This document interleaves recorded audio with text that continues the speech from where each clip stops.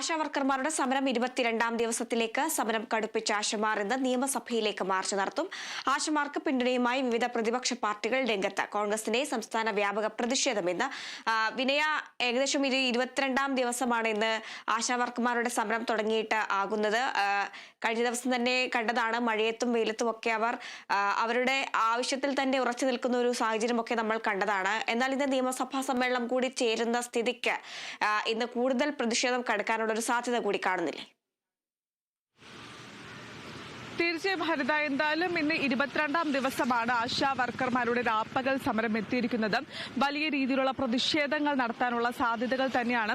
ഇന്ന് നിയമസഭാ സമ്മേളനം പുനരാരംഭിക്കുകയാണ്. കൂടാതെ തന്നെ ഇന്ന് നിയമസഭയിലേക്ക് ആശാ വർക്കർമാർ ഒരു മാർച്ച് നടത്തുന്നുണ്ട്. ഏകദേശം 5000-ഓളം ആളുകൾ ഈ മാർച്ചിൽ പങ്കെടുക്കുമെന്നാണ് ആശാ വർക്കർമാർ പ്രധാനമായും ഉന്നയിക്കുന്ന ഒരു കാര്യമെന്ന് പറയുന്നത്.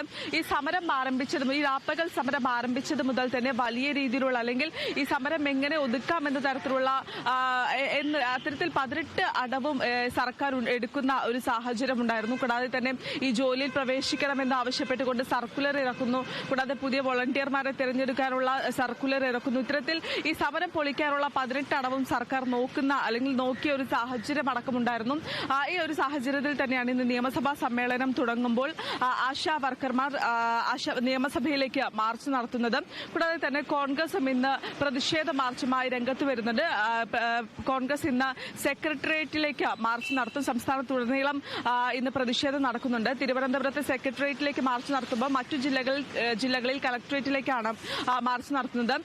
ഇതിന് മാർച്ചിന്റെ ഉദ്ഘാടനം കണ്ണൂരിൽ KPCC അധ്യക്ഷനാണ് നിർവഹിക്കുന്നത്. തിരുവനന്തപുരത്ത് പ്രതിപക്ഷ നേതാവ് VD സതീശനുമാണ് ഈ മാർച്ചിന്റെ ഉദ്ഘാടനം എന്തായാലും നിർവഹിക്കുന്നത്. വലിയ രീതിയിലുള്ള പ്രതിഷേധ പരിപാടികളുമായി മുന്നോട്ട് പോകാൻ തന്നെയാണ് ആശാ വർക്കർമാർ പ്രധാനമായും തീരുമാനിച്ചിരിക്കുന്നത്. ഇന്ന് അതിന്റെ ഭാഗമായി തന്നെയാണ് ഈ നിയമസഭയിലേക്ക് വലിയ രീതിയിലുള്ള മാർച്ച് സംഘടിപ്പിക്കുന്നുണ്ട്. കൂടാതെ തന്നെ ഏകദേശം 5000-ഓളം ആശാ വർക്കർമാർ മാർച്ചിൽ പങ്കെടുക്കുമെന്നാണ് മനസ്സിലാക്കുന്നത്. തീർച്ചയായും എന്ന് പറഞ്ഞാൽ മാക്സിമം ആശമാരെല്ലാവരും ഇന്ന് പങ്കെടുക്കണമെന്ന് തന്നെയാണ് ഞങ്ങൾ ആവശ്യപ്പെടുന്നത്. എല്ലാവരും നല്ല പോസിറ്റീവായിട്ട് തന്നെയാണ് ഞങ്ങൾക്ക് റിപ്ലൈ തന്നിട്ടുള്ളത്. എല്ലാവരും പങ്കെടുക്കും. നമ്മുടെ ആവശ്യമാണ്. ഞങ്ങൾ ഇന്ന് 22 ദിവസമാകുന്നു. ഇത്രയും ദിവസം കടന്നിട്ട് ഒരു കണ്ണു തുറക്കാത്തൊരു ഗവൺമെന്റ് ഇനി എന്നാ ചെയ്യുന്നത്? അപ്പോൾ അതുകൊണ്ട് ഞങ്ങൾക്ക് പ്രതീക്ഷയുണ്ട്. എന്തായാലും ഞങ്ങൾ വനിതകളാണ്. ഞങ്ങൾ മെഡിക്കൽ എന്ന് പറഞ്ഞാൽ ആരോഗ്യത്തിന് വേണ്ടി നിലകൊള്ളുന്ന ഒരു വിഭാഗമാണ്. അപ്പം ഞങ്ങളെ കണ്ടില്ല എങ്കിൽ പിന്നെ ഇവരാരെയാണ് എനിക്ക് തിരിച്ചറിയുന്നത്? അപ്പോൾ അതുകൊണ്ട് തീർച്ചയായിട്ടും ഞങ്ങളുടെ ആവശ്യങ്ങൾ ഞങ്ങൾക്ക് നിറവേറ്റി തന്നേ തീരൂ. ഞങ്ങൾ ന്യായമായ ആവശ്യമാണ് ചോദിക്കുന്നത്. സമാധാനപരമായാണ് ഞങ്ങളിവിടെ സമരം ചെയ്യുന്നത്, ആർക്കും ഒരു പ്രശ്നം ഉണ്ടാക്കാതെ. അപ്പം ഞങ്ങളുടെ ന്യായമായ ആവശ്യം അംഗീകരിക്കണം എന്നുള്ളൊരു ബോധ്യം അവർക്കുണ്ടാവണം. ഞങ്ങളല്ലാതെ ലക്ഷങ്ങളൊന്നും ചോദിക്കുന്നില്ല. ഞങ്ങൾ നിസ്സാരം അടിസ്ഥാനമായിട്ടുള്ള ഒരു എമൗണ്ടാണ് ഞങ്ങൾ ചോദിക്കുന്നത്. അപ്പോൾ അത് ഞങ്ങൾക്ക് സഹായിച്ച് തന്നേ പറ്റൂ. അതാണ് പ്രധാനമായിട്ടും. ഇനി പ്രതിപക്ഷം മാർച്ച് സംഘടിപ്പിക്കുന്നുണ്ട് ഈ സെക്രട്ടേറിയറ്റിലേക്കും. കൂടാതെ ഈ സംസ്ഥാന വ്യാപകമായി വലിയ രീതിയിലുള്ള പ്രതിഷേധങ്ങൾ സംഘടിപ്പിക്കുമെന്ന് പ്രതിപക്ഷവും പറഞ്ഞ് രംഗത്തെത്തിയിട്ടുണ്ട്. അത് അവരുടെ അഭിപ്രായമാണ്. പക്ഷെ ഞങ്ങൾ പറയുന്നത് ഞങ്ങളുടെ യൂണിയൻ എന്ന് പറഞ്ഞാൽ പാർട്ടിയില്ല. അപ്പോൾ അതുകൊണ്ട് ഞങ്ങൾ മാർച്ച് ചെയ്യുമ്പോൾ ഞങ്ങൾ മാത്രമാണ്. അവർക്ക് സപ്പോർട്ട് ചെയ്യാം, എല്ലാം ചെയ്യാം. പക്ഷേ എന്ന് പറഞ്ഞാൽ ഞങ്ങളുടെ സമരവുമായിട്ട് ബന്ധപ്പെട്ട് അല്ലെങ്കിൽ ഞങ്ങളുടെ മാർച്ചുമായിട്ട് ബന്ധപ്പെട്ട് ഒരു പ്രശ്നം ഉണ്ടാകാൻ ഞങ്ങൾ ആഗ്രഹിക്കുന്നില്ല. വേറെ ആരെങ്കിലും എന്തെങ്കിലും പ്രശ്നം ഉണ്ടാക്കിയാൽ അതിൻ്റെ ബാധ്യത അവർക്കാണ്, നമുക്കല്ല. അതാണ് പ്രധാനമായിട്ടുള്ളത്. ഇതുതന്നെയാണ് ഏറ്റവും പ്രധാനപ്പെട്ട കാര്യം. എന്തായാലും വലിയ രീതിയിലുള്ള പ്രതിഷേധ പ്രകടനവുമായി മുന്നോട്ട് പോകാൻ തന്നെയാണ് ആശാ വർക്കർമാർ തീരുമാനിച്ചിരിക്കുന്നത്. ഈ ന്യായമായ ആവശ്യങ്ങൾ ഉന്നയിക്കുന്നു. നേരത്തെ ഈ ഓണറേറിയം വർദ്ധിപ്പിക്കുന്നതുമായി ബന്ധപ്പെട്ട കാര്യങ്ങളാണെങ്കിലും 3 മാസത്തെ ഓണറേറിയം കഴിഞ്ഞ ദിവസം കൊടുത്തു തീർത്തിരുന്നു. എന്നാൽ ഈ ഓണറേറിയം മാത്രമല്ല, മറ്റ് പല ആവശ്യങ്ങളുമുണ്ട്. ഈ വിരമിക്കൽ ആനുകൂല്യം പ്രഖ്യാപിക്കുമ്പോൾ ഏർപ്പെടുത്തിയിരിക്കുന്ന മാനദണ്ഡങ്ങൾ പിൻവലിക്കുക തുടങ്ങിയ ആവശ്യങ്ങൾ കൂടി ഉന്നയിച്ചുകൊണ്ടാണ് ആശാ വർക്കർമാർ സെക്രട്ടേറിയറ്റിന് മുന്നിൽ സമരം നടത്തിക്കൊണ്ടിരിക്കുന്നത്. അതുകൊണ്ട് തന്നെ ഇതിലും ഒരു തീരുമാനം ഉണ്ടാകുന്നത് വരെ ഈ സമരവുമായി മുന്നോട്ട് പോകുമെന്നൊരു തീരുമാനത്തിൽ തന്നെയാണ് ഇപ്പോൾ ആശാ വർക്കർമാരുള്ളത്. ഹരിത.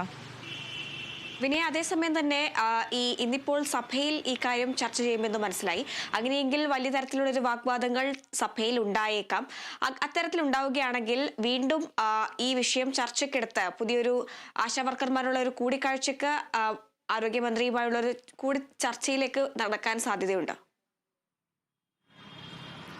ഈ ആശാ വർക്കർമാർ സമരം അല്ലെങ്കിൽ ആശാ വർക്കർമാർ സമരം നടത്തുന്നതുമായി ബന്ധപ്പെട്ടുകൊണ്ട് തന്നെ വിവിധ രാഷ്ട്രീയ പാർട്ടികൾ രംഗത്തെത്തുന്ന ഒരു സാഹചര്യമുണ്ടായിരുന്നു. കൂടാതെ തന്നെ കഴിഞ്ഞ ദിവസം സുരേഷ് ഗോപി അടക്കം കേന്ദ്ര സഹമന്ത്രി സുരേഷ് ഗോപി അടക്കം എത്തുകയും ഇത് ഡൽഹിയിൽ അവതരിപ്പിക്കുമെന്നടക്കം ഉറപ്പ് നൽകുകയും ചെയ്തിരുന്നു. കൂടാതെ തന്നെ ഈ പ്രതിപക്ഷത്തു നിന്നുള്ള മറ്റു നേതാക്കളാണെങ്കിലും ഈ വിഷയം സഭയിൽ ഉന്നയിക്കും. നിങ്ങൾ ആവശ്യങ്ങൾ അംഗീകരിക്കുന്നത് വരെ സമരം തുടരണം, അതിന് എല്ലാവിധ പിന്തുണയും ഞങ്ങളുടെ ഭാഗത്തു നിന്നും ഉണ്ടാകുമെന്നൊരു അറിയിപ്പും നൽകിയിട്ടുണ്ടായിരുന്നു.